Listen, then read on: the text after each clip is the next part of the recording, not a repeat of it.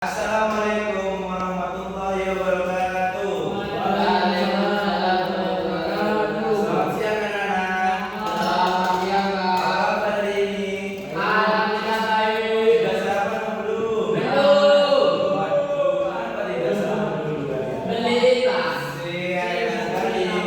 Jadi anak-anak sebelum kita masuk pada materi, bahwasanya materi kita kali ini membahas tentang Sayyidina Umar bin Khattab. Sebelum masuk pada pembahasan Sayyidina Umar bin Khattab, kita harus tahu nama lengkap dari Sayyidina Umar bin Khattab. Ada yang tahu siapa nama lengkap Sayyidina Umar bin Khattab? Tidak tahu, Pak. Masih belum tahu? Belum. Ya belum, bahkan saya belum jelasin. Iya. Jadi nama lengkap Umar bin Khattab adalah Umar bin Khattab bin Naufal bin Abdul Aziz. Yang beliau ini lahir sekitar tahun 584 Masehi di Mekah di Jazirah Arab dan wafat pada 3 November 644 Masehi di Madinah. Jadi sebagaimana yang kita tahu, Umar bin Khattab ini merupakan salah satu tokoh penting dalam sejarah Islam dan dikenal sebagai pemimpin yang tegas, adil dan penuh dengan inovasi. Sebagai khalifah kedua setelah Abu Bakar As-Siddiq, beliau berhasil membawa kemajuan dalam sistem pemerintahan Islam dan memainkan peran besar dalam penyebaran dakwah ke berbagai wilayah. Strategi dakwah Umar bin Khattab dilandasi pendekatan yang sistematis dan mengutamakan kemaslahatan umat dengan tetap menjunjung tinggi nilai keadilan, toleransi, kebijakan yang efektif. Beliau menggunakan sisi ketegasannya di dalam penyebaran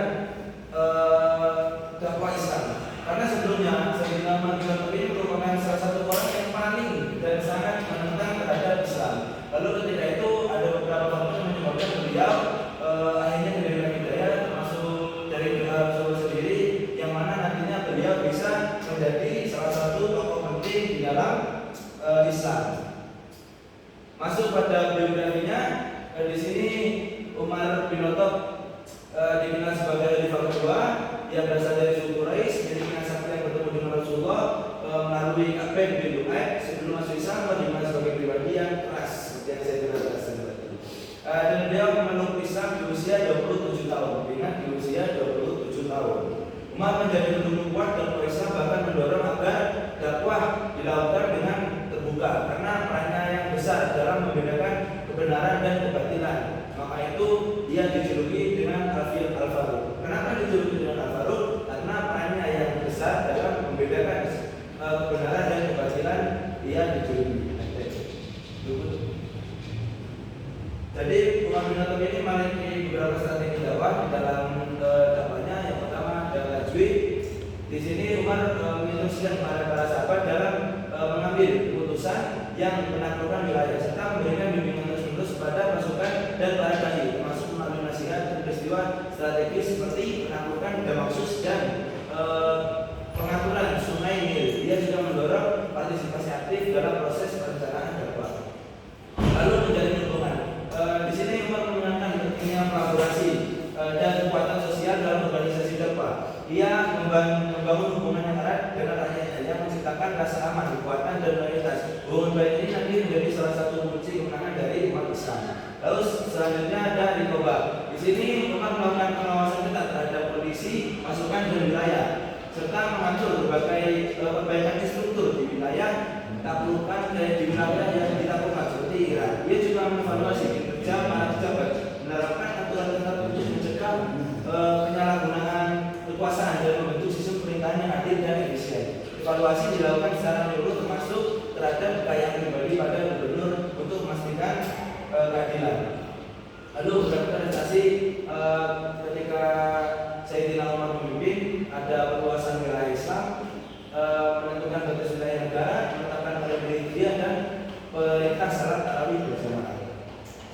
Lalu selanjutnya termasuk ini, Umar memiliki peran penting di dalam pengembangan bidang militer. Umar membentuk kamp militer, permanen pasukan cadangan, sistem wajib militer dan pengaturan logistik. Dia juga memberikan batas waktu jihad bagi para suami agar tidak terlalu lama dalam menggunakan keluarganya. Selain Umar juga memikirkan tentang kemajuan dakwahnya, salah satunya melalui jalan yang memang harus diambil melalui peperangan.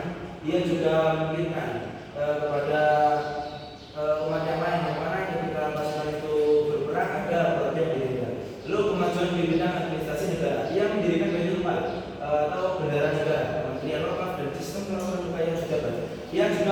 Tamu Logam menetapkan sistem jaringan luas, menyediakan bantuan sosial, mendirikan tempat penginapan untuk tamu negara, dan memperhatikan kesejahteraan rakyat kecil, termasuk pengembangan dan perdagangan.